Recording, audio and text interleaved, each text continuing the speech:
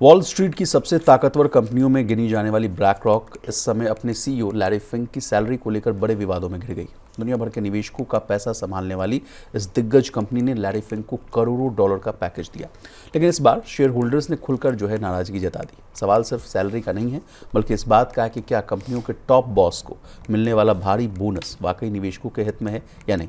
इसी मुद्दे ने अब अमेरिका के कॉर्पोरेट जगत में प्रवीण सर सीईओ पे वर्सेस शेयर होल्डर वैल्यू की एक नई बहस वो भी छेड़ दी है। असर ब्लैक रॉक को लेकर तो हम लोग हमेशा चर्चा करते रहते थे कि ये तो बड़ा अच्छा मॉडल लेकर आते हैं, लोगों का पैसा बड़ा ऊंचा करते हैं, बढ़ाते हैं, और खुद बॉस साहब को इतना दे रहे हैं, तो क्यों रार मच रहा है सर?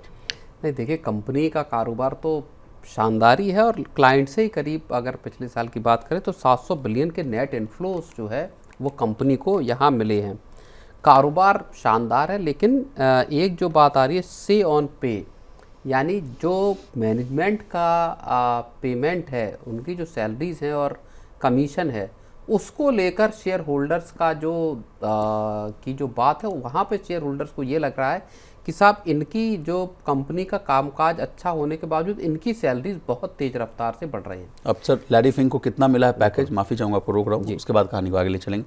2025 में लैरी फिंक को करीब 3.77 करोड़ डॉलर का कुल पैकेज मिला। भारतीय रुपए में अगर इस रकम को हम लोग डिकोड करें तो ये आंकड़ा बैठता है 315 करोड़। ये पैकेज पिछले साल के मुकाबले में बॉस करीब 23% ज़्यादा है। अभी हम लोग कहानी डिस्कस कर रहे थे, भारत की स्थिति देख लीजिए, यहाँ लोगों को ले ऑफ्स का सामना करना पड़ रहा है, 1.5-2 साल तक बिना इंक्रीमेंट के आदमी को काम करना पड़ रहा है। अगर नौकरियां हैं तो नौकरी जाने का डर है, और यहाँ 315 करोड़ मिल रहा है और 23% का इंक्रीमेंट भी है।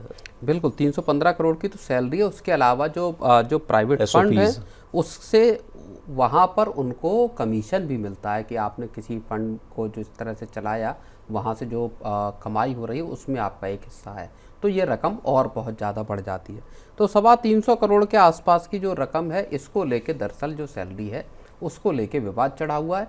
ज़्यादातर मामलों में S&P 500 की जो कंपनियां हैं, जहां से ऑन पे का या जो शेयर होल्डर्स का दखल है कि सैलरीज कैसे बढ़ाई जाएं, उसमें ज़्यादातर मामलों में 90% तक शेयर होल्डर इस बात को ओके कर देते कि ठीक है, जो प्रस्ताव आया है उसको हम मान लेते हैं।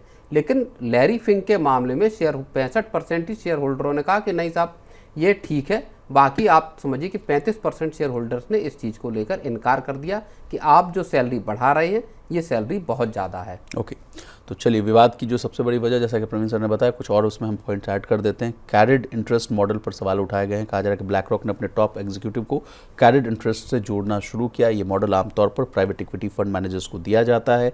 इससे कंपनी के अधिकारियों को प्राइवेट मार्केट्स के मुनाफे में भी हिस्सा मिलता है, जैसा सर ने बताया था। तो निवेशकों की चिंता स्वाभाविक है कि भाई ट्रांसपेरेंसी होनी चाहिए, लेकिन क्या ब्लैक रॉक का अगला कदम होगा सर, ये भी देखना हम लोगों को पड़ेगा। पहली दफ़ा शेयर होल्डर साफ तौर पर जो टॉप मैनेजमेंट हैं उनके सीईओज में दखल देते हुए दिखाई दे रहे हैं। ऐसा तब है जब जो ब्लैक रॉक का AUM है, मुझे लगता है दुनिया में सबसे बड़ा AUM है, तकरीबन 14 ट्रिलियन डॉलर का AUM वाली कंपनी है। लैरी फिंक की अगुवाई में इस मुकाम पर कंपनी पहुंची है।